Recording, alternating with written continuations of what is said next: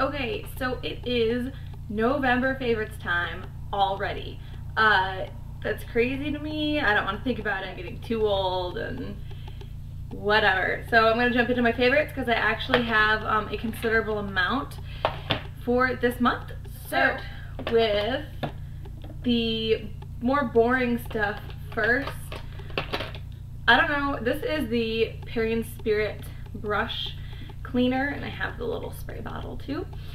This is absolutely fantastic. It cleans brushes really, really well, and especially for brushes like the F80 and any of those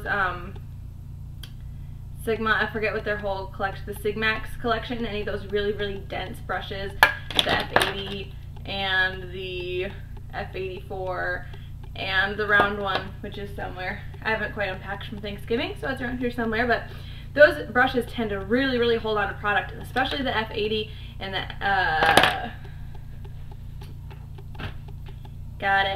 and the F82, because I do use those for liquid foundation. So this is really, really great to spot clean with the spray bottle, or to actually deep clean just by putting it into a dish and, you know, swirling your brush in there. Yeah, you don't have to rinse this out, which is really, really awesome, and it is supposedly environmentally safe. And yeah, that's it. It's fairly expensive, but it works wonders, and I would rather have something that actually does its job and doesn't ruin my brushes for a more expensive price than something cheap that could potentially ruin my brushes, because then I have to replace my brushes and then it gets even more expensive. So this is really great if you guys have, especially these really dense brushes from Sigma. These will clean these up very nicely. On that line, there are two brushes that I wanted to show you. These are both from Crown. I'd never tried Crown brushes before, and I just kind of, on a whim, grabbed a few, and I really, really like these two especially. This one is the IB, I think that's for Italian Badger, 113 Taklon liner, and it's just the angled brush. This is the best brush I've ever used for my eyebrows, ever. It's my new favorite eyebrow brush. I have been using the e.l.f. angled brush. I don't see it in my pile, which is kind of thick because I like to do, you know, really precise, sharp lines on my eyebrows, and that one was a little thick for that. This one is considerably thinner, and this is just a really, really great liner brush, and I think these run like maybe $1.30 something on the website, depending on the brush. So this would be definitely worth a check out if you're looking for a thinner angled brush. This one is the C431 Precision Detail. It is a pencil brush, and it's not anything more special than any other pencil brushes that I have. However, it's kind of, the bristles are more stiff, which could be a downside depending on how you're using it. I like to use it to blend out eyeliner after I've put it on, and I've noticed that when I have a softer pencil brush like this one, which is dirty because I used it today, that works well, but this works better because it is a little bit stiffer. It's a little scratchy, but I do appreciate how stiff the bristles are for that purpose anyway. On to my nails. I don't have anything on them today because I always do that whenever I talk about nail polish. I never have any on. This is Essie's Carry On, and this is a really great dirtier, like brownish plum color, very dark, very good for fall. I've had this on a couple times. I am planning on doing my nails with this tonight, but my apartment's kind of a mess, so we'll see if I ever get to my nails. But this is a really, really good color. I've been all over my Naked palette from Urban Decay. Again, I get going spurts with this. I won't use it at all, and then that'll be all I use, and that's pretty much all I've used for this entire month. Usually my go-to look is to use Sidecar, Smog, and Dark Horse together, which are this one, and this one. However, I've been really like jumping into lots of different color combinations and actually using the entire palette as opposed to just, you know, the same 3 colors over and over again. So I think that's why I've kind of like renewed my interest in the palette, because I'm like discovering there's 1,000 different looks that you can do with this, and they do all look different from one another. 2 things for my eyes, well, it's 1 technically. I have been absolutely loving my paint pots from MAC. I'm a huge fan of the Too Faced Shadow Insurance. This is my favorite primer ever.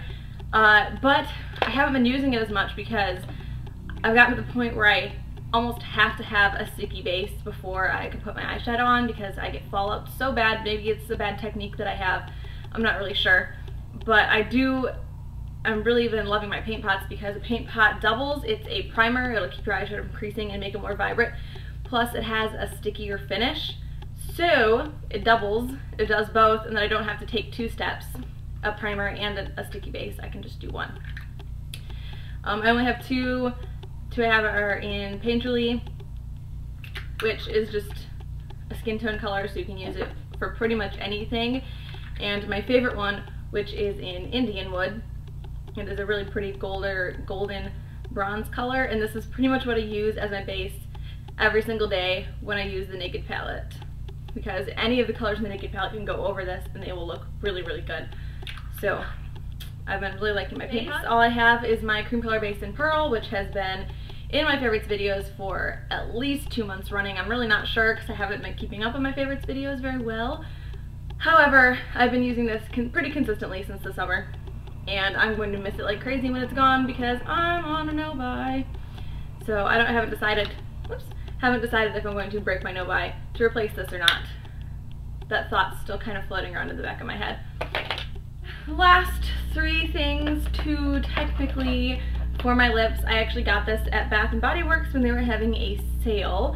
I really, really like the CO Bigelow Menthol Lip Shine a lot. I mean, it's a little shiny for me sometimes, but I do like what it does for my lips. So I thought I would try this one out, and this is the CO Bigelow Lemon and Pomegranate Lip Cream.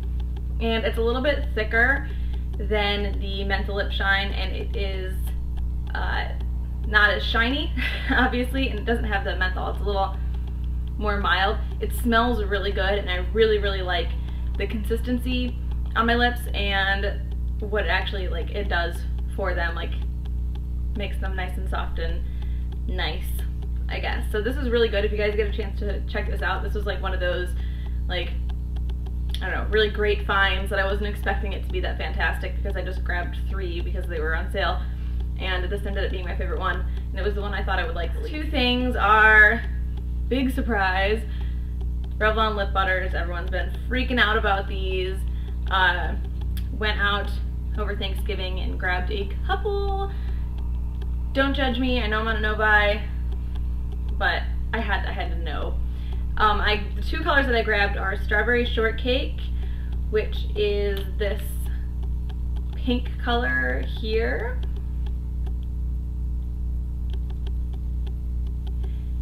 These are really sheer. I feel like they're above a tinted, tinted lip balm, but just a little bit below a lipstick because they can be really, really opaque. The other color that I got is Tutti Frutti, and it is an orange. And this one I probably won't be wearing too much until springtime, but I'm excited to actually have an orange for the springtime because these are very buildable.